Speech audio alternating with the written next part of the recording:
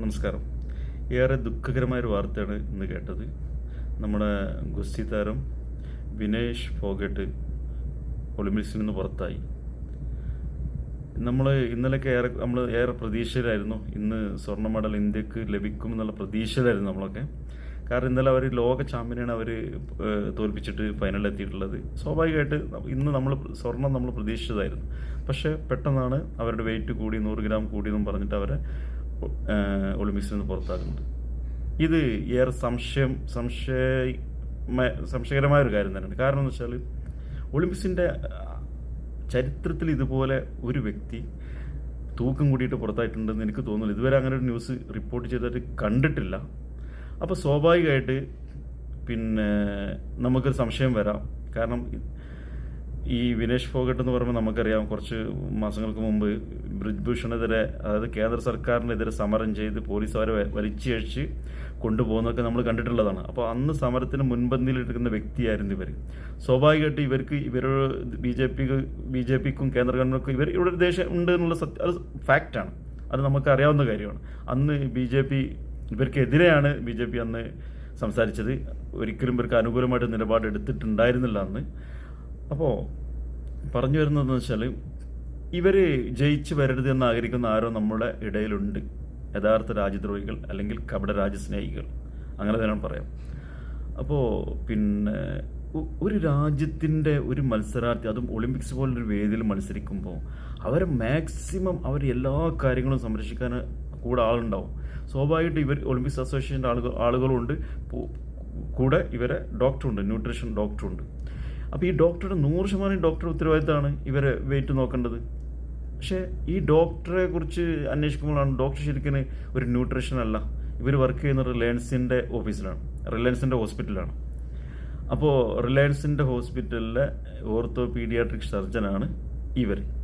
അപ്പോൾ സ്വാഭാവികമായിട്ട് ഒരു എല്ല് രോഗ വിദഗ്ധനെയാണ് ഇവർക്ക് ന്യൂട്രീഷനായിട്ട് കൊടുത്തയച്ചിട്ടുള്ളതെന്ന് പറയുമ്പോൾ നിങ്ങളൊന്ന് ആലോചിച്ച് നോക്കി, ഇതിൽ എന്തോ ഒരു ദുരൂഹതയില്ലേ?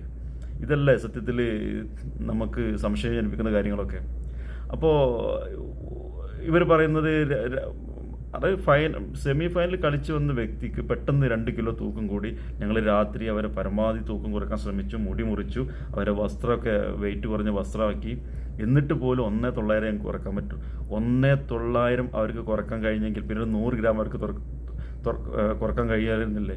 അപ്പോൾ സ്വാഭാവികമായിട്ട് ഇതിലൊക്കെ എന്തൊക്കെയോ ഒരു ദുരൂഹതയുണ്ട്, ഒരു സംശയമുണ്ട്. ഇതിന് പൂർണ്ണ ഉത്തരവാദിത്വം കേന്ദ്ര ഗവൺമെൻറ്റിനും ഒളിമ്പിക്സ് അസോസിയേഷനും തന്നെയാണ്. ഇന്ന് കായിക മന്ത്രി ഇന്ന് പാർലമെൻറ്റിൽ പറഞ്ഞത്, തൂക്കം കൂടിക്കഴിഞ്ഞാൽ പുറത്തു അതൊക്കെ സ്വാഭാവികം സംഭവിക്കുന്നത്. അപ്പോൾ അവർക്കൊന്നും ഇതിനൊരു വിഷമമില്ലാത്തതുപോലെ, കാരണം നമുക്ക് നഷ്ടപ്പെട്ട് നമ്മൾ ഏറെ പ്രതീക്ഷപ്പെട്ട ഒരു മെഡലാണ് നമ്മൾ പ്രതീക്ഷിച്ചത്. ആ മെഡലാണ് നമുക്ക് നഷ്ടപ്പെട്ടിരിക്കുന്നത്. അപ്പോൾ ഇവർക്കൊന്നും ഒരു വിഷമമുള്ളൊരു കാര്യമായിട്ട് അവർക്കൊന്നും തോന്നുന്നില്ല. ഉള്ളിൽ ചിരിക്കുന്ന ആളുകളൊക്കെ നമുക്കിടയിലുണ്ട്. കാരണം ഹേമമാലിനിയൊക്കെ ഇന്ന് പത്രക്കാരോട് സംസാരിക്കുമ്പോൾ അവർ ചിരിച്ചുകൊണ്ട് അവർ പറയുന്നത്, ഭയങ്കര കഷ്ടമായി പോയില്ലേ, അവർക്ക് തൂക്കം കൂടിപ്പോയി, എന്താ ചെയ്യുക, ഇനിയിപ്പോൾ അവർക്ക് വെള്ളി മെഡൽ കിട്ടുമായിരിക്കും, അതും കിട്ടില്ലല്ലേ എന്നൊക്കെ പറഞ്ഞ് ചിരിച്ചിട്ട് അവരൊക്കെ സംസാരിക്കുന്നത്. അപ്പോൾ അവർക്കൊക്കെ ഉള്ളിൽ സന്തോഷമാണ്. കാരണം BJPക്കെതിരെ, കേന്ദ്ര സർക്കാരിനെതിരെ, മോഡിക്കെതിരെ സമരം ചെയ്തൊരു വ്യക്തിയല്ലേ. അപ്പോൾ സ്വാഭാവികമായിട്ട് അതൊക്കെ നമുക്ക് സംശയം, ഒരു ഇന്ത്യൻ പൗരൻ എന്ന നിലയിൽ നമുക്കൊക്കെ സംശയങ്ങളുണ്ടാവും, സ്വാഭാവികമാണ്. ഈ സംശയം ദൂരീകരിക്കേണ്ടത് കേന്ദ്ര സർക്കാരും അതുപോലെ തന്നെ ഒളിമ്പിക്സ് അസോസിയേഷൻ. ഇതിന് പൂർണ്ണ ഉത്തരവാദിത്തം മോഡി സർക്കാരിന് തന്നെയാണ്. ഒളിമ്പിക്സ് അസോസിയേഷൻ അവരാണ് ഇതിന് മറുപടി പറയേണ്ടത്. ഇതിന് പിന്നിൽ പ്രവർത്തിച്ച ശക്തികളെ എന്തായാലും പുറത്തു കൊണ്ടുവരണം. അത് ഇന്ത്യൻ ജനതയുടെ എന്താ പറയുക, ഒരു പ്രതീക്ഷയാണ് അവിടെ ഇല്ലാതായിട്ടുള്ളത്. നമുക്ക് ഒരു മെഡൽ നമ്മൾ പ്രതീക്ഷിച്ച് അത്രയും നമ്മൾ ആകാംക്ഷയോടെ കാത്തിരുന്ന ഒരു ഇതായിരുന്നു. കാരണം ലോക ചാമ്പ്യനെ പോലും തോൽപ്പിച്ചിട്ടാണ് ഫൈനലിൽ എത്തിയിട്ടുള്ളത്. അപ്പോൾ അത്രത്തോളം നമ്മൾ പ്രതീക്ഷിച്ച ഒരു വ്യക്തിക്ക് അത് നഷ്ടപ്പെടുമ്പോൾ അതിന് വേദന ഒരു ഇന്ത്യക്കാരൻ നിലയ്ക്ക് നമുക്കുണ്ടാവും.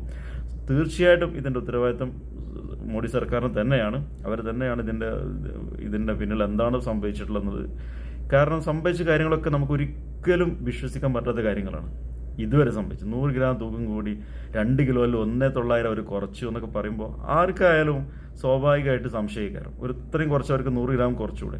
അപ്പോൾ അവർ ജയിക്കരുത് എന്ന് ആശിക്കുന്ന ആരോ ഞാൻ നേരത്തെ പറഞ്ഞ പോലെ യഥാർത്ഥ രാജ്യദ്രോഹികൾ നമുക്കിടയിലുണ്ട്. അവരെ പുറത്തു കൊണ്ടുവരിക തന്നെ വേണം. എല്ലാവരും ഇതിനെതിരെ പ്രതിഷേധിക്കണം എന്ന് തന്നെയാണ് പറയാനുള്ളത്.